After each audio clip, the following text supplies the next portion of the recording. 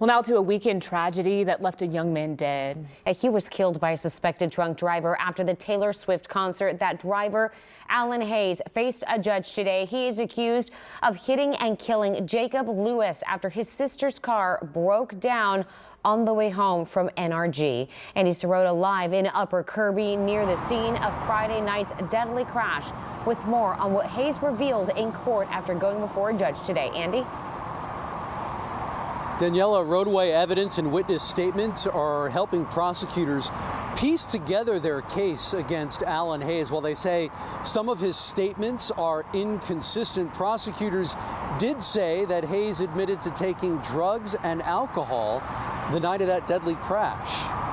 A night April Bancroft had been looking forward to for so long took a turn in the worst possible way when her 20-year-old brother, Jacob Lewis, was hit and killed by a suspected drunk driver on their way home from the Taylor Swift concert.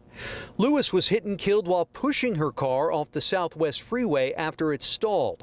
Prosecutors say 34-year-old Alan Hayes stopped and helped Lewis's sister pull him from under the driver's side tire, then got in his car and left. But what he admitted to was that he was scared, and ultimately we know that is not a reason to flee. They say while Hayes initially claimed he didn't have any alcohol to drink, he later admitted to having one drink and then said he had two, and also claimed he'd taken 2 pills that were prescribed to him for pain. We're talking about drugs. In this incident, there's the allegation that he did have drugs or alcohol in his system, and so drug charges are something that we have to pay really close attention to, especially when it comes to bond conditions and whether he's going to follow them. A judge set Alan Hayes' bond at $70,000 for failure to stop and render aid, and raised his bond for the DWI charge to $50,000 from $20,000.